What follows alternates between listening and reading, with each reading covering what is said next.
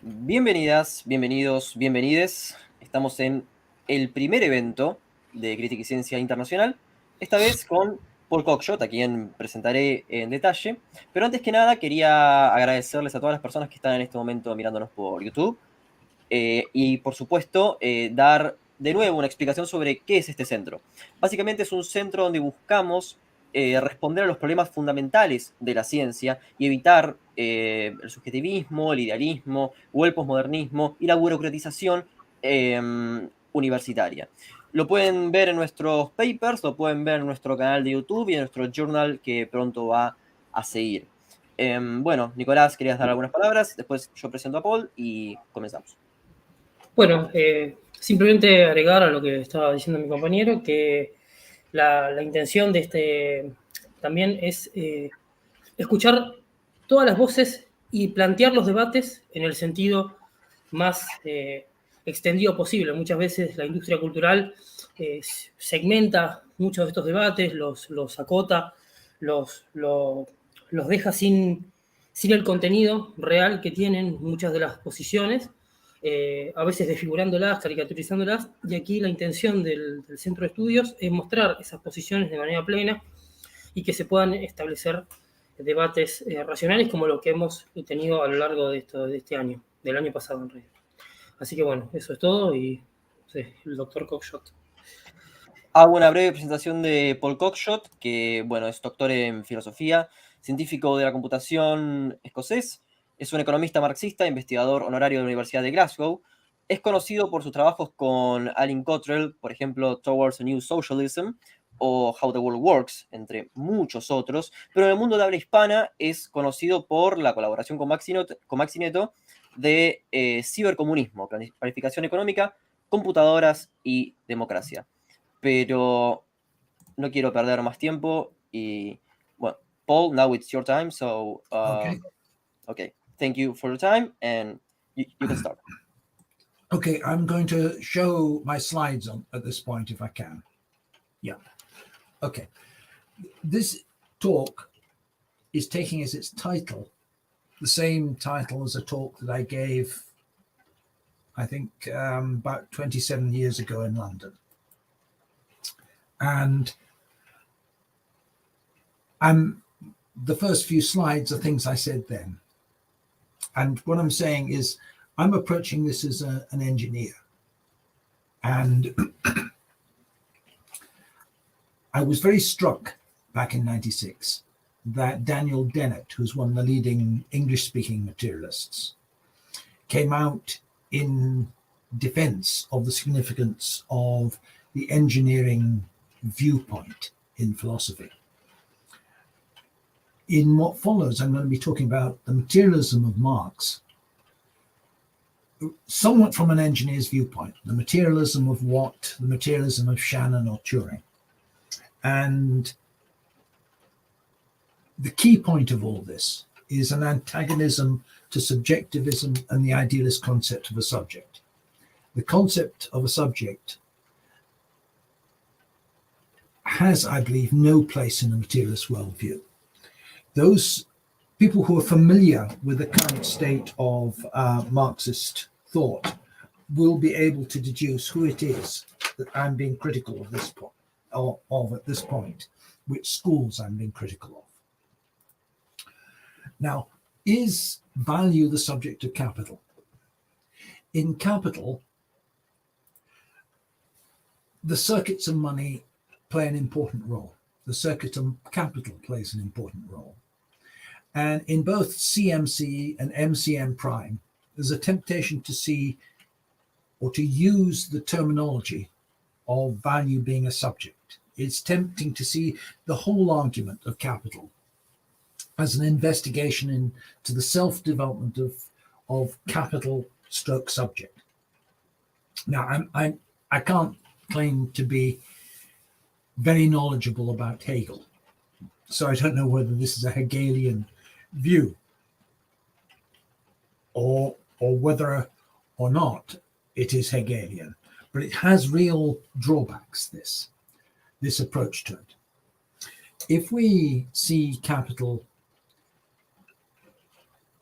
in the abstract as a subject, then the actual real material juridical subjects in the system of production are not adequately represented. What are these? These real material subjects are what in English law is called an abstract legal personality, but in continental legal theory is often referred to as a juridical subject or a rechtssubject. And under capitalist systems of law, some of these legal subjects correspond to human beings, some correspond to companies. And it's juridical subjects that buy and sell commodities and reproduce themselves in the process. And in this reproduction process, they're reproduced both as proprietors and as physical processes. Now, in one case, I mean, the physical process is a human metabolism. In another case, it's something like an active oil refinery, which keeps on operating. Now, there's a temptation on some Marxist part to view the firms as instantiations of capital. And I think this is an idealist inversion, because it takes an abstract idea, capital, and says actual material things are an instantiation of an abstract idea. The second problem with viewing capital in terms of the self-expansion of value is that, I mean, the formula MCM prime is all about that. And when gold was money, this would appear a realistic formula. But even when Marx was writing it, it wasn't really historically true anymore. Commercial transactions were largely taking place through bank account transactions or bills of exchange. Gold played a very minor role in actual capitalist circulation. Now, if commerce is occurring through check clearances, there's no longer a circuit of value through the forms MCM prime, because value is abstract labor embodied in commodities. And the M and the M prime, once you've moved over to bank money, are no longer commodities.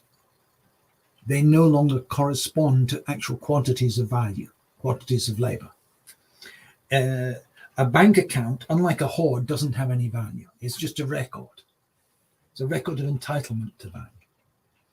And we've got to see the MCM prime account in the first volume of Capital as essentially a pedagogic device, a means of explaining why surplus value cannot arise from exchange, creating an apparent contradiction at the level of exchange and saying surplus value cannot arise from that.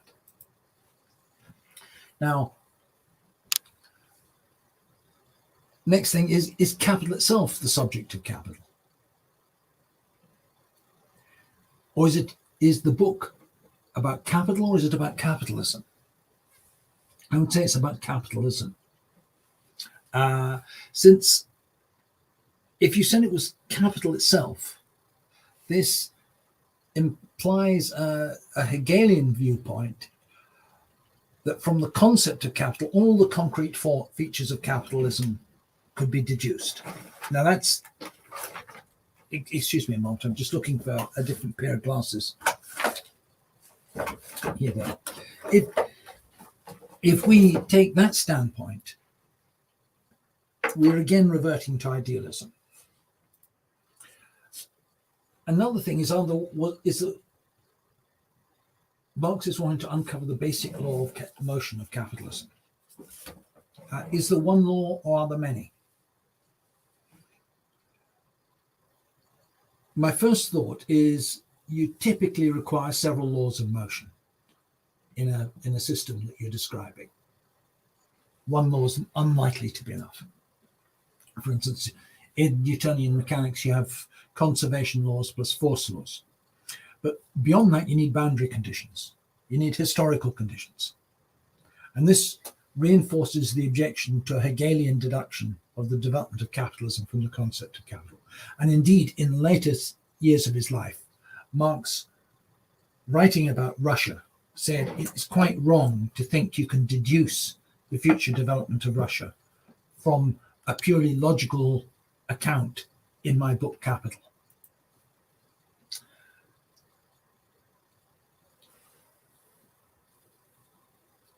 Marx says something at one point that the thoughts of past generations hang like a dead weight on the living. And we Marxists have our thoughts about money shaped by a presentation that was intuitive to workers in Queen Victoria's day, for whom money was gold, but doesn't have any correlates in a world of debit cards. We should instead be looking at the actual material subjects and their conditions of reproduction. And then money appears as what it was described as by Adam Smith, the power to command labor. What is a bank balance? It's a power over labor.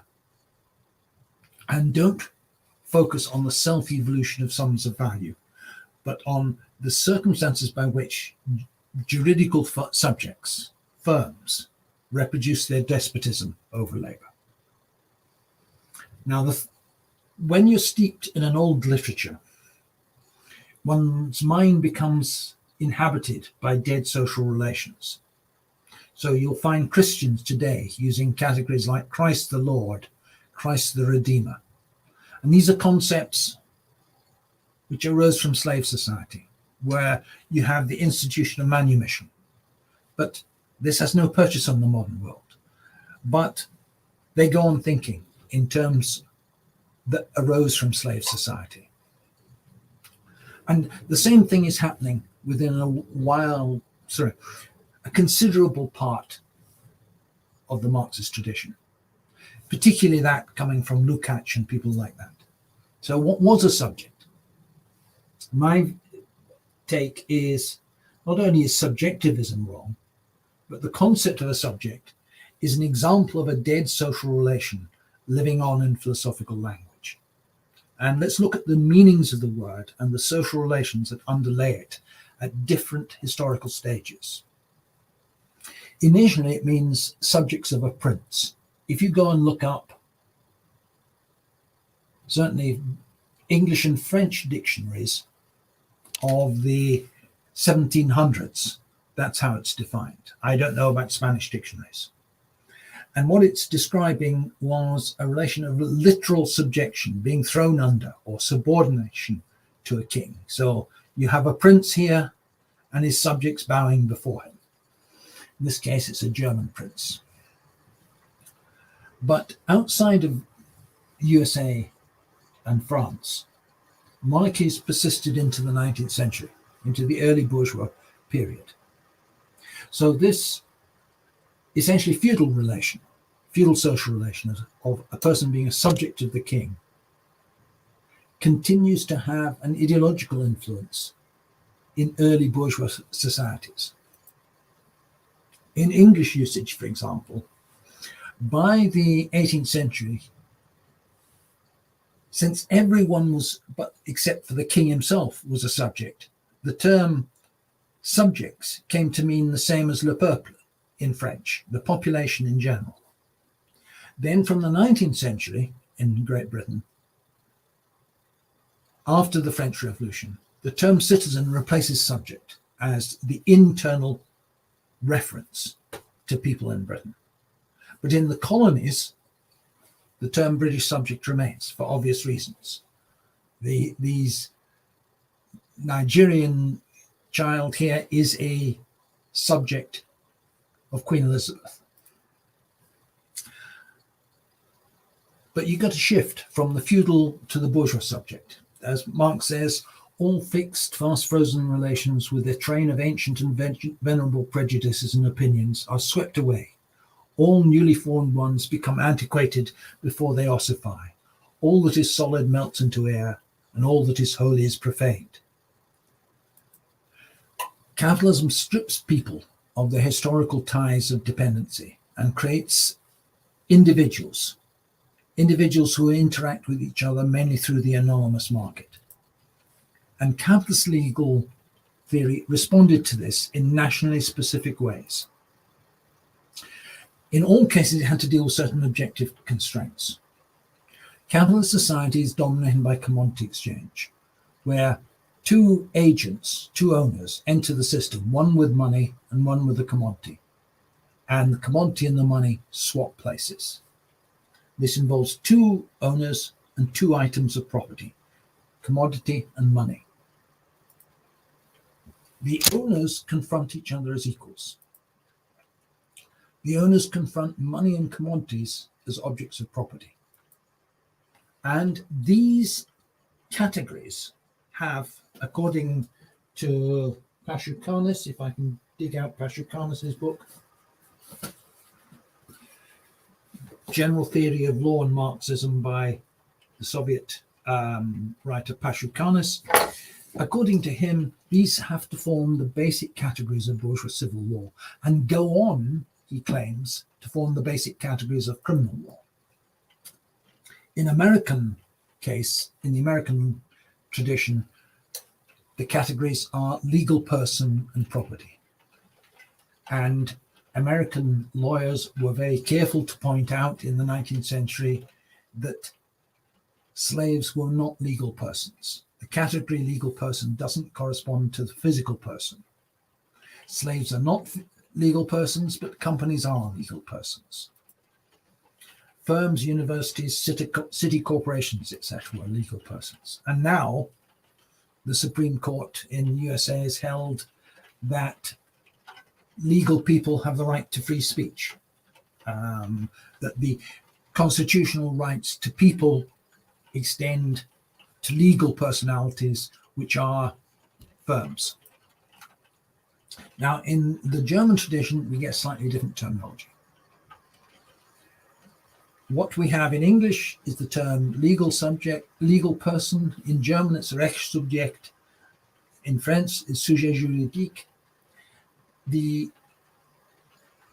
Germany is the source of where the term subject comes to represent the abstract bourgeois property owner. And the earliest use of it I can find is in a German textbook of Lehrbuch der natürlichen Rechtswissenschaft from 1803. German idealist philosophy then borrows Rechtssubjekt as the philosophical subject. And the famous subject-object dialectic of idealism is just the philosophical abstraction of the bourgeois property owner contemplating his property. A historically specific juridical relation is then naturalized as the internal condition of human existence. It's taken as unproblematized, subjects are taken as a precondition because bourgeois social relations create the property owner as the precondition. And the philosophers converted the subject from a juridical relation, a legal relation, something which in English was just called the legal person, into a psychological category. So everyone is supposed to have a philosophical subject in their head. Presumably it's a rather philosophical subject of the King of Prussia, because there's no subject in the head. What you've got in your head is a nervous system. And to understand what it does is the task of neurology, not speculative philosophy. I don't know about Spanish, but the term enters into English philosophical literature in translations of Fichte. The whole philosophical edifice of idealism, based on idealized property relations, is what Marx and Engels called the German ideology. And this is what they critique in their book of that name.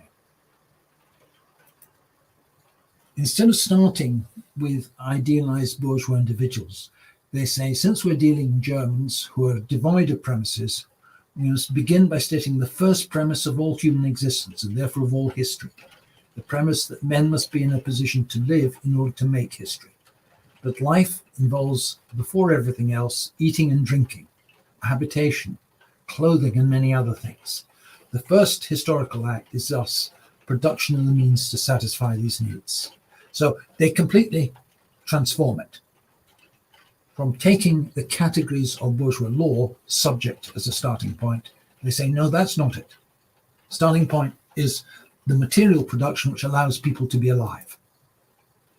And they say the more deeply we go back into history, the more does the individual, and hence the producing individual, appear as dependent, as belonging to a greater whole, in a still quite natural way in the family, and the family expanded to the clan, then to the various forms of communal society arising from the antithesis and fusions of the clan.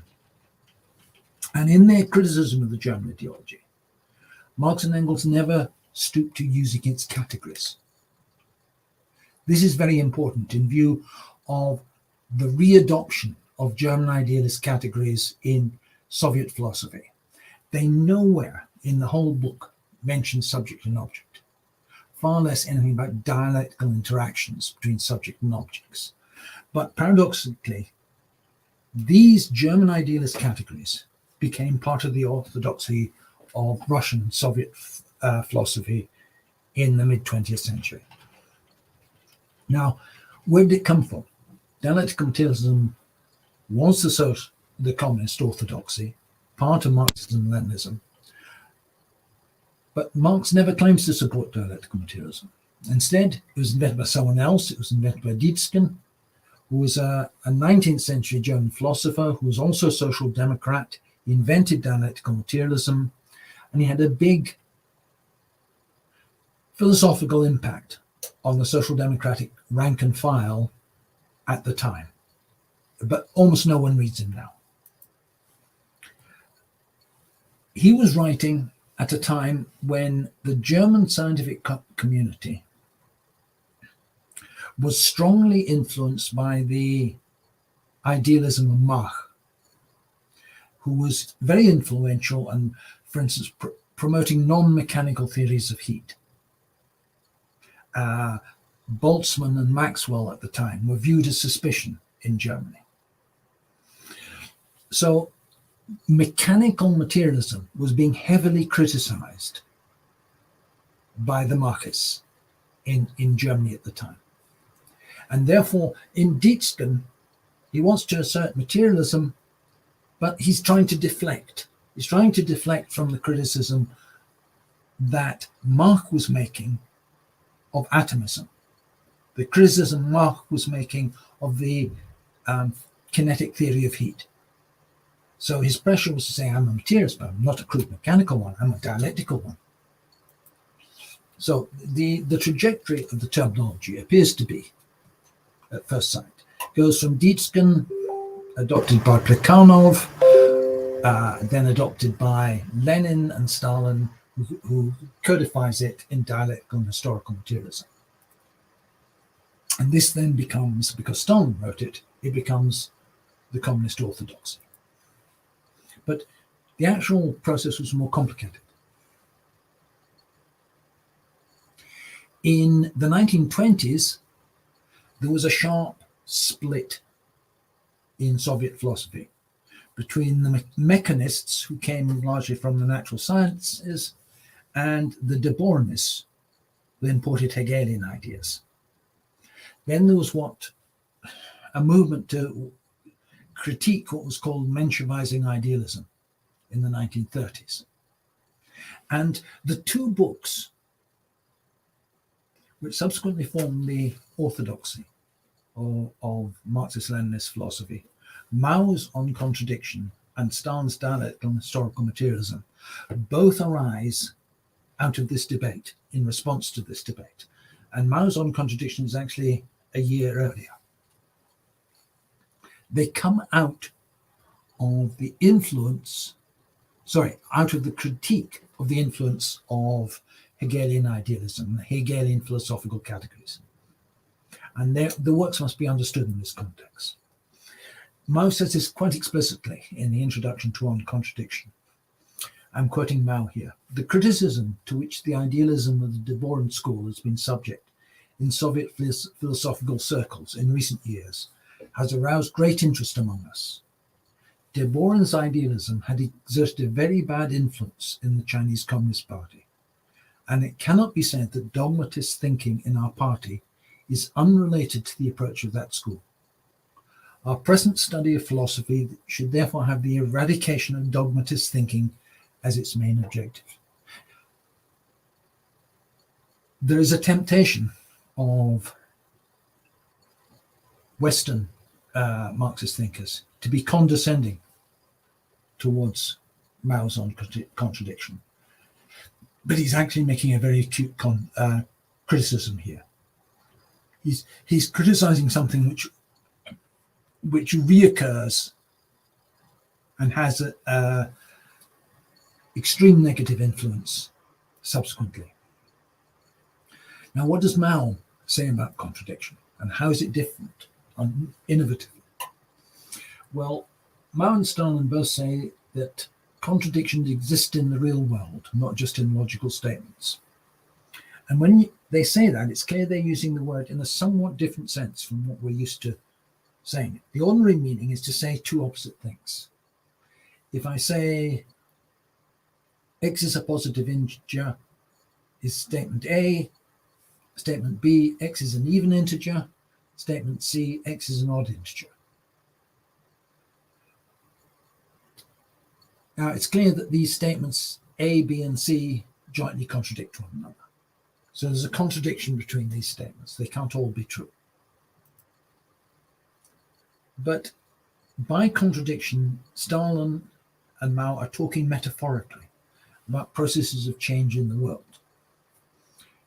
And this is Stalin writing here. He says, or is it? Yes, this is Stalin. Contradictory to metaphysics, dialectics holds that internal contradictions are inherent in all things and phenomena of nature.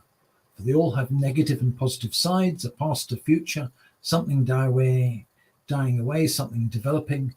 And that struggle between these opposites, the struggle between old and new, between that which is dying away and that which is being born, that which is disappearing and developing, constitutes the internal content of development. This is a bit wishy-washy. Why is the recognition of change supposed to be something specific to dialectics? That things have a past and a future, develop and die is recognized by everyone. What special ingredient is added by the term contradiction to what we know already here? When Stalin elaborates this, he has recourse not to dialectics from Dietzken, but from what Marx called the materialist theory of history. He gives the example of slavery, saying it be useless and stupid under modern conditions, but during the decay of ancient communal society, it was progressive. But you don't need to invoke dialectical materialism for that. This is just the theory of historical materialism. And this is what they were setting out in the German ideology, which had finally been published just shortly before Stalin's text. And this never mentions dialectical materialism, but it does often use the term contradiction. And I think the prevalence of the term contradiction in communist literature from the 30s onwards may owe something to this. For instance, you have them saying the division of labor implies a contradiction between the interests of the separate individual or the individual family and the communal interest, the contradiction between the productive forces and the forms of intercourse. You repeatedly get this type of formulation used by Marx and Engels. And it seems absolutely standard communist language now. And as far as I can see, the first communist to use it, leaving aside the fact that Marx and Engels had used it in the German ideology, was Bukharin's text on historical materialism. And in both Bukharin's text and in the German ideology, you could replace contradiction with conflict without changing the meaning. Now, Mao's On Contradiction was clearly the most influential work of dialectics ever published. The great size of China means that it was printed in huge numbers and read by tens of millions of people. But that was only because the Chinese communists, led by its author, had put into practice a political strategy based on contradiction and emerged victorious and won the Civil War. Now, Mao also sees dialectical materialism as being tied to accounts of time and change. And he contrasts what he calls metaphysical or evolutionist accounts with the view of Marxism. The evolutionist, he says, recognizes change, but only in three forms: increase, decrease, and cyclical repetition. Well, this is shading over to what Stalin was saying. And from the context, he means by vulgar evolutionists, he's not talking about Darwinism. He's talking about simplified notions of social evolution. An example nowadays of a vulgar evolutionist might be Turkhin, who was educated in the USSR, knows a lot of Marxist history, and he's a good historian, and he does recognize class conflict as a measure of history, but basically he assumes that there are unchanging dynamics over thousands of years, that they're purely a cyclical process. And he's quite explicit about being a cyclical process.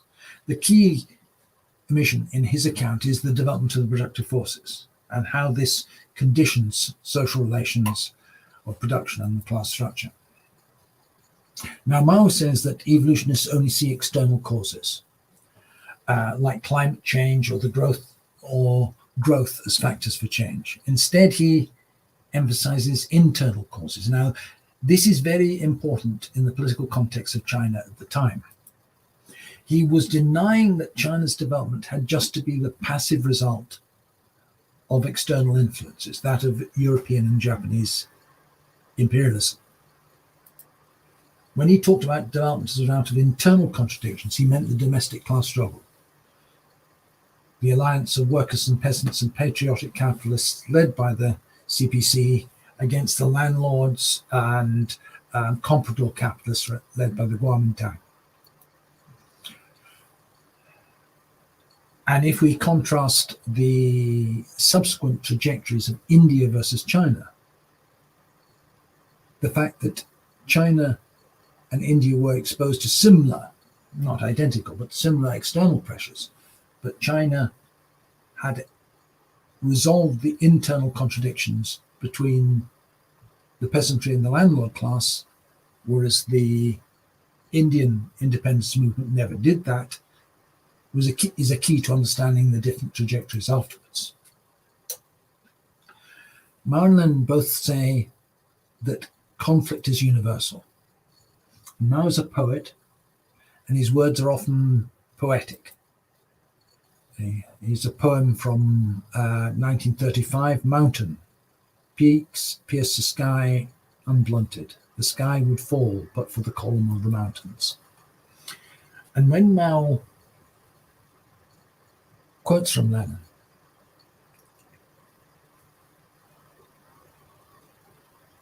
it gives some insight into what Mao means by Maodun, which the English text translates as contradiction. I must thank a viewer of my videos for this.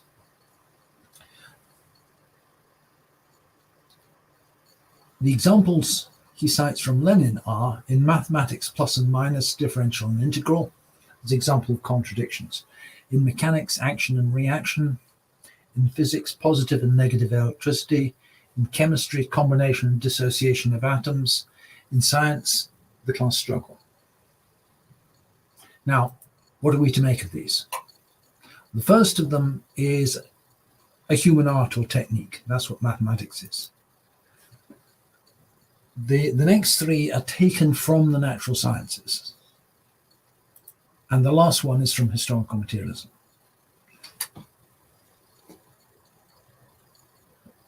Do any of these subjects depend on studying dialectics first? No, they don't.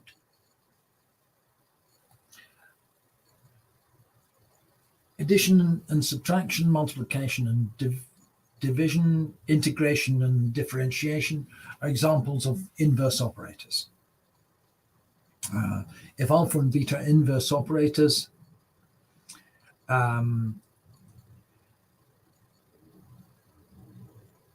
A alpha B beta, sorry, if A and let's substitute plus and minus in for alpha and beta. So A minus B plus B equals A, or A times B divided by B equals A. So it's quite reasonable to call A and B opposite operators.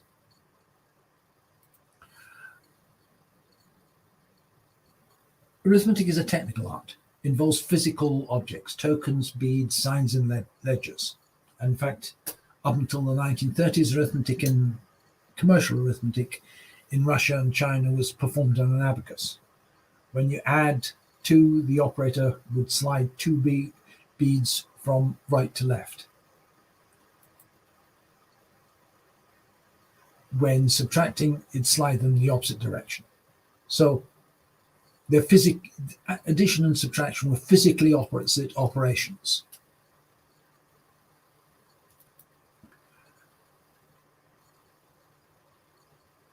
This returned it to the starting state, and this is what qualifies addition and subtraction as inverse operations on the state. I was describing them in algebra before, but to the extent that arithmetic was a mechanical art, they physically return something to its same state. The problem is that it's easy to come up with operators that are not inverse to one another, but are fundamental. And and or are the two basic operations in logic, but they're not obvious. So why do we say that why is Lenin saying opposite operators are fundamental? I think it's a matter of him cherry picking examples to support his argument. Maths does have inverse operators, but it's got other important operators as well. And if we go back to addition and subtraction, returning an abacus or calculator to its start state, does this help? No, it doesn't, because you don't always require inverse operators to turn something to its start state. Consider the operation of rotating by a half circle. If we rotate by 180 degrees twice, we get back to our starting state.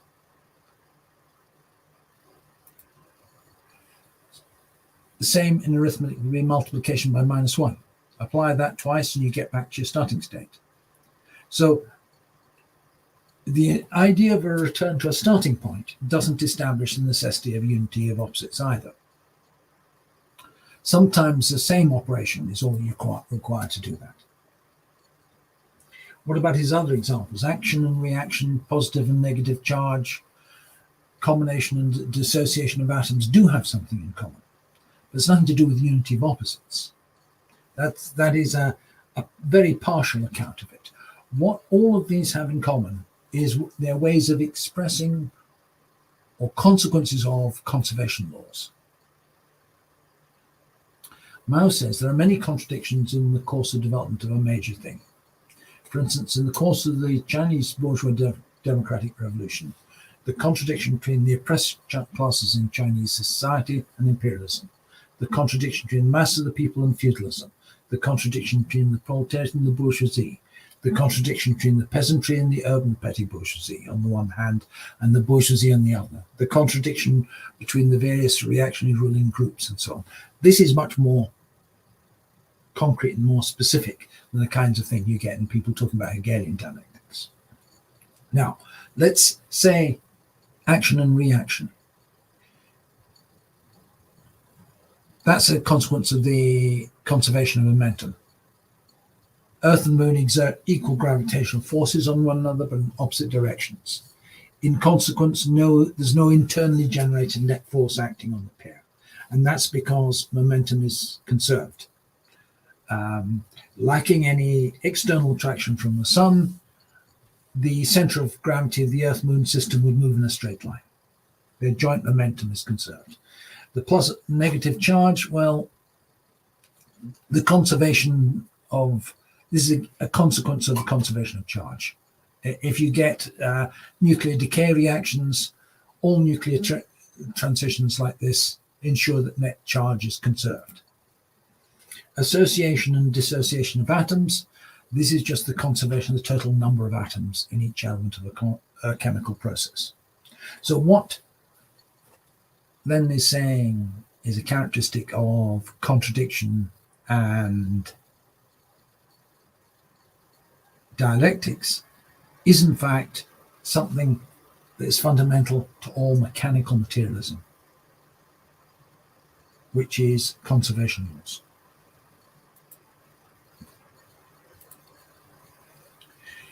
They all have to do with conservative processes.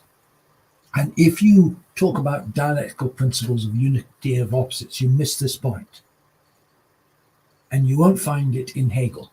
You'll find it in the nothing comes from nothing motto of Lucretius, which Marx explicitly quotes in Capital. People go on about the influence of Hegel on Capital. But Marx wrote his thesis on the Greek atomists, and concepts from the atomists are present. The last example is one of class conflict. But this too is a conservation law, but at a social level. The point is that the labour force of every society is finite, and the number of hours a person can work in each day is ultimately bounded. Because of this, any increase in surplus labour means a reduction in necessary labour. Again, we have the principles that two components sum to a constant. And thus, the conflict between capital and labour is ultimately unresolvable. For the same reasons, because it's governed by a conservation law. Okay, I think I'm going to call a halt here to give people a chance to ask questions and give feedback, because I've probably prepared a bit too much.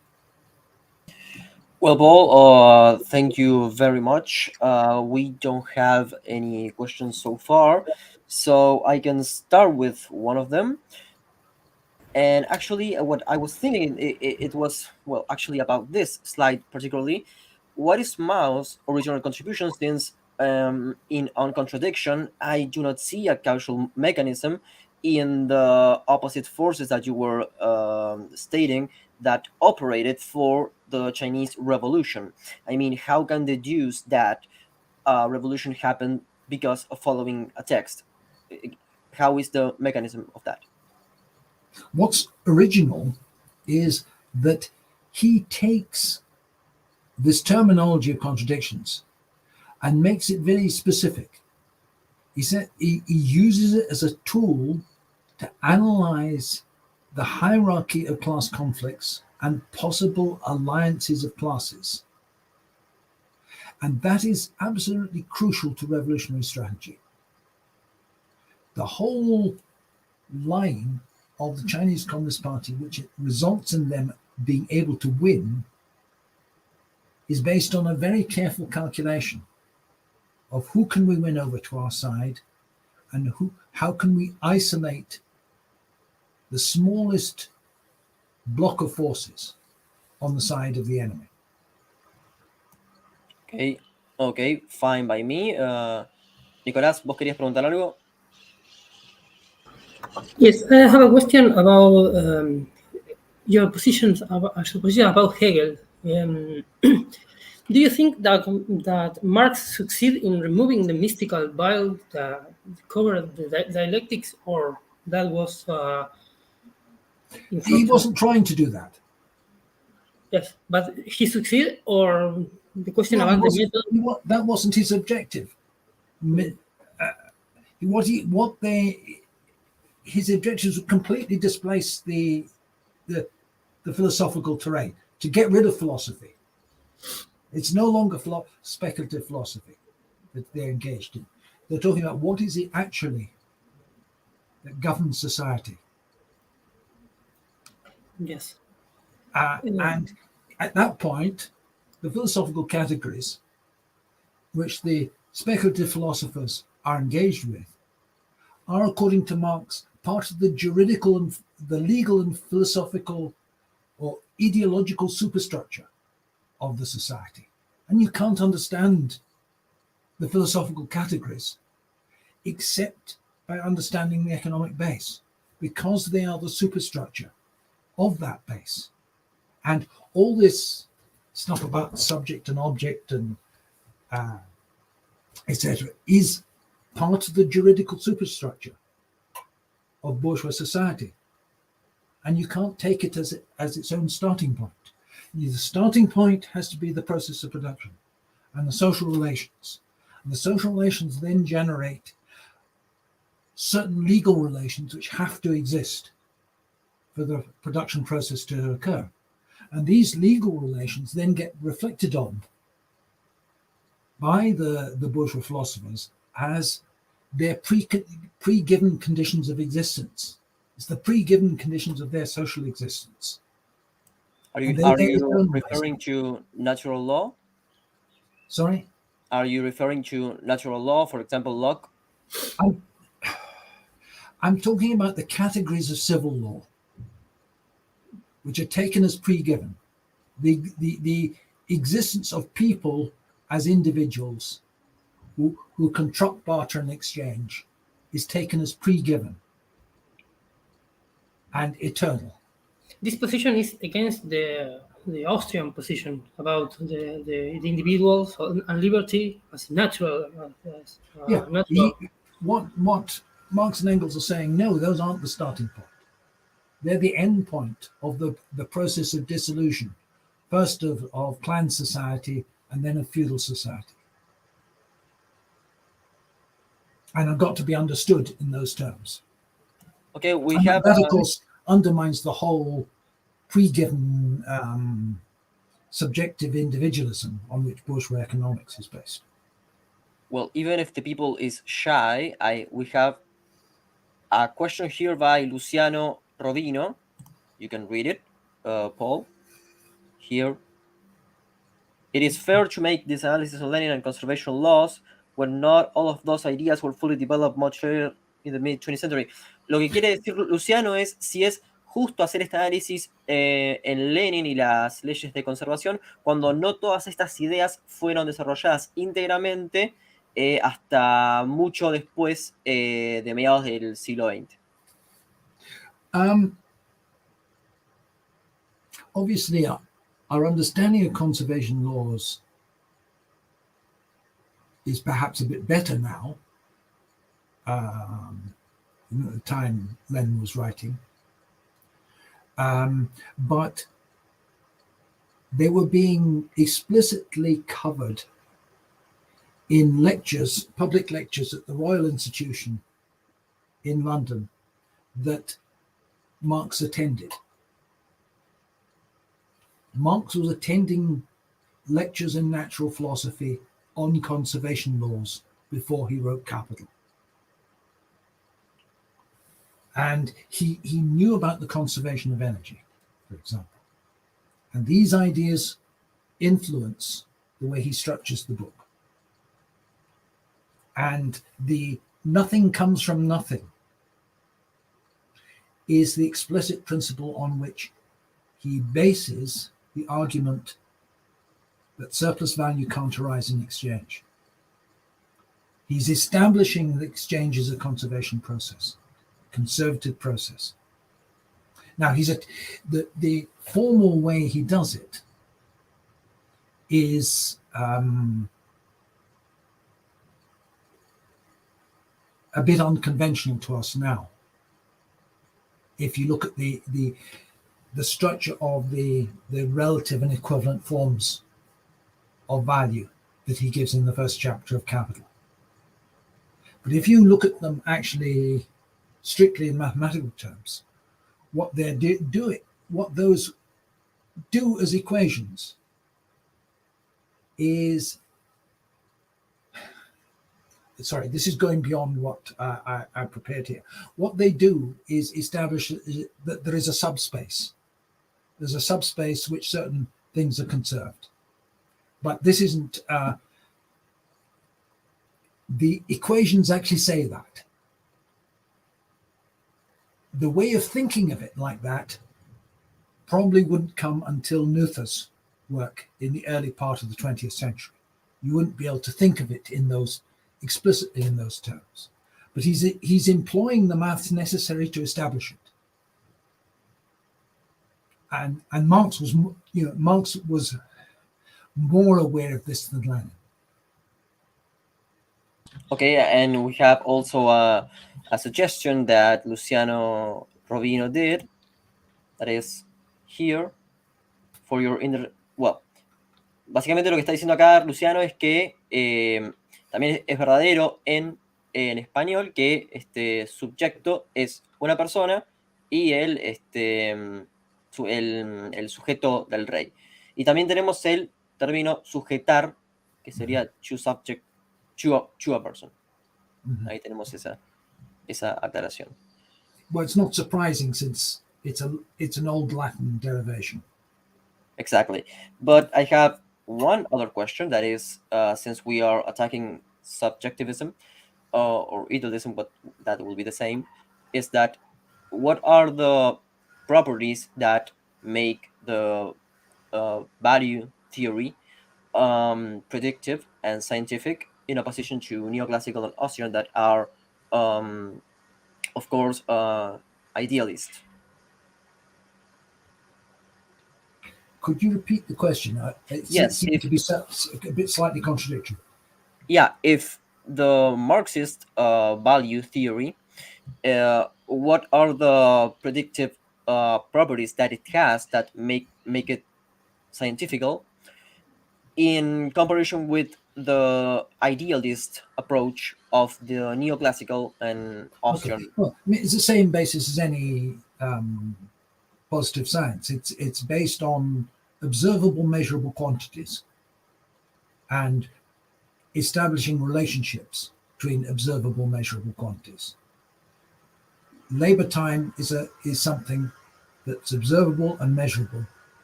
And in fact, capitalists go to great effort using time and motion studies to measure it. So it's basing itself on things which are real, we know they exist, and we can measure them.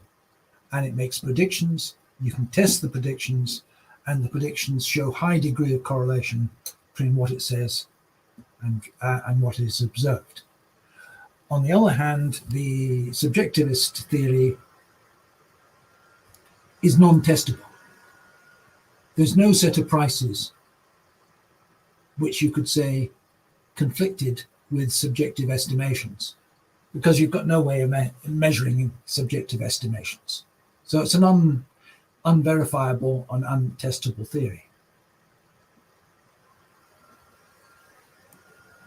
Nicolás, ¿vos querías preguntar algo? No, por ahora no. No sé si Okay, yes. quiere continuar con la presentación, porque le quedaban algunas diapositivas también. Yeah, I think, Paul, that if you want to continue with the presentation, I think it's okay. Okay, I can probably do it in the remaining time. Okay, yeah, for sure. Okay, let's see if I can get this to go again. Yeah. Okay, let's see. Mao quotes Marx and Engels. Sorry, Engels and Lenin in On Contradiction. But these are largely, I think, perfunctory gestures to orthodoxy. What's his innovation was the analysis of the particularities of conflicts. And in this, he deployed an entirely new set of conceptual terms and meanings, turning the language of dialectics from something borrowed from philosophy into a tool of political military strategy.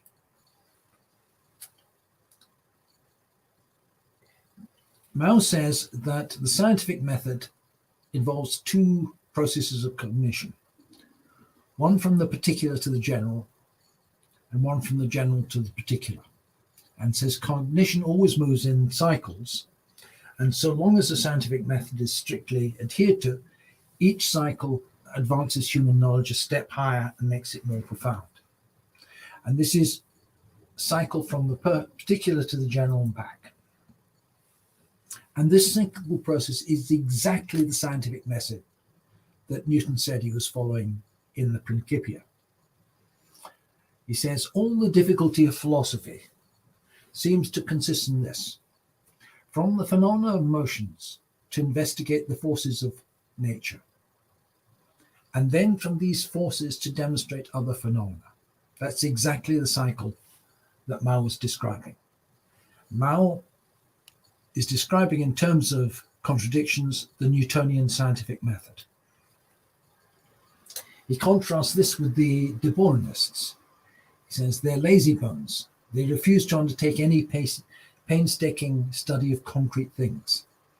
They regard general truths as emerging out of the void, and they turn them into purely abstract, unfathomable formulas, and thereby completely deny and reverse the normal sequence by which man comes to know the truth. Nor do they understand the interconnection of the two processes of cognition, in particular, from the particular to the general, from the general to the particular.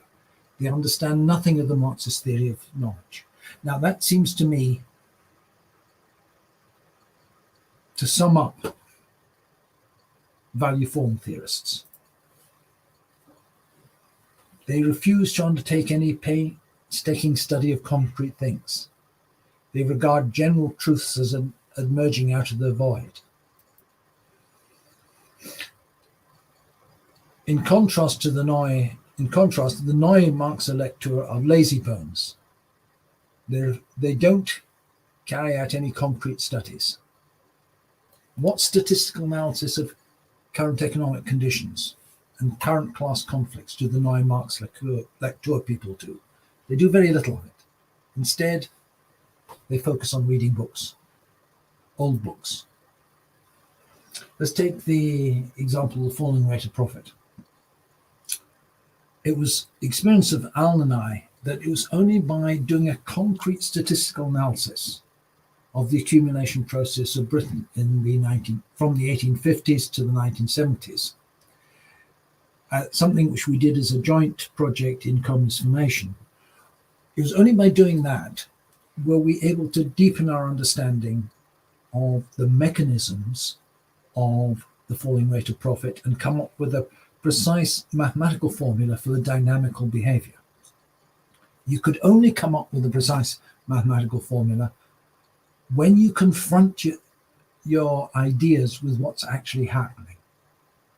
Had we just deduced things from the account given in Capital without the guidance of actual historical statistics, it's very unlikely we would have come up with the correct dynamic equations.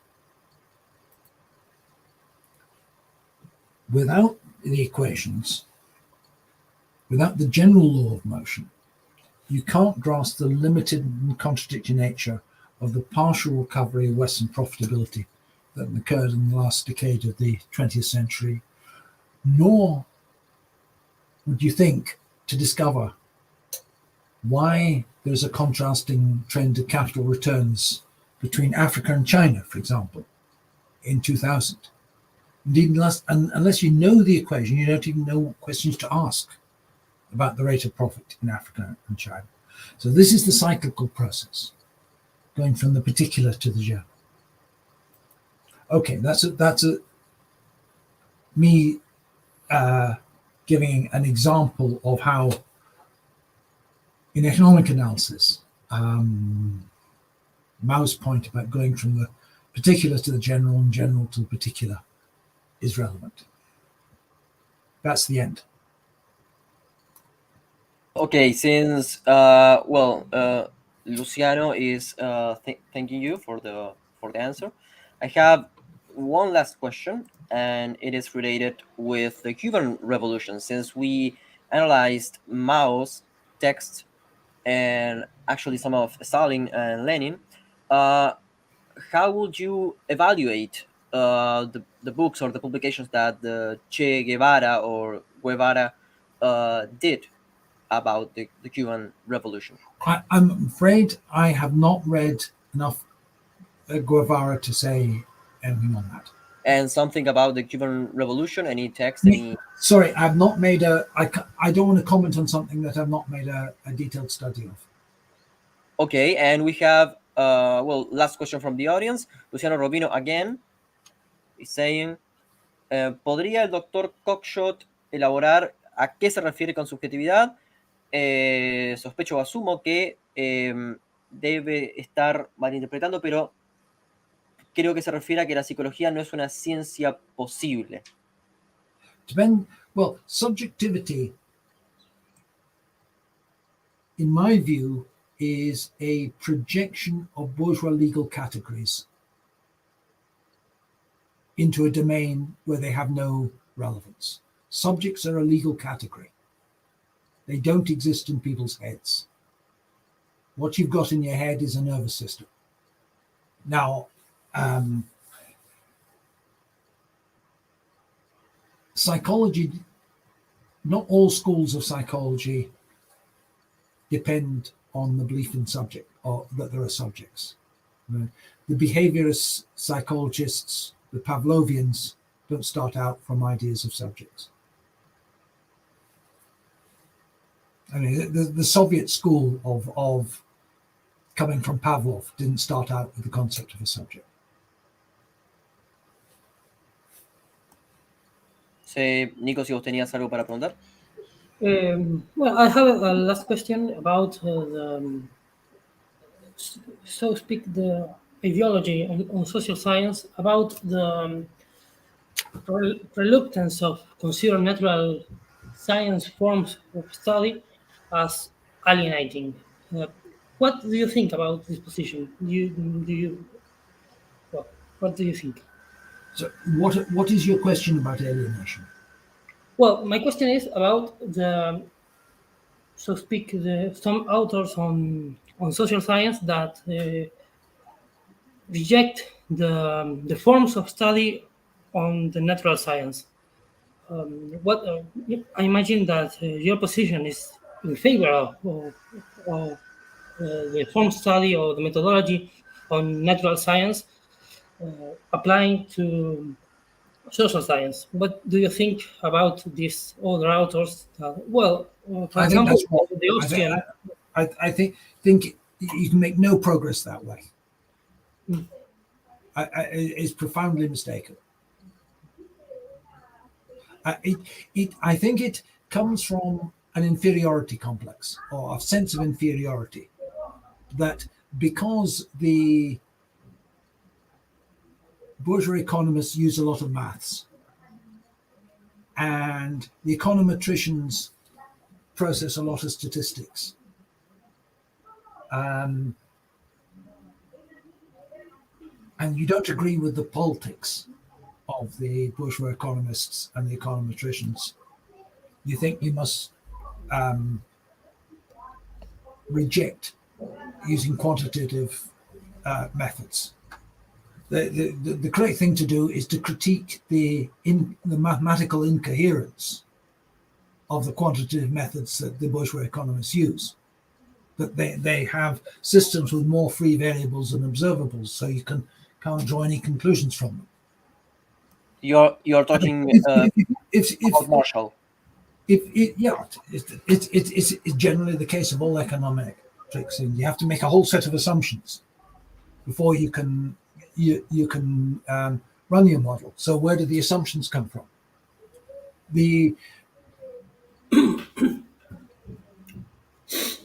basic things that in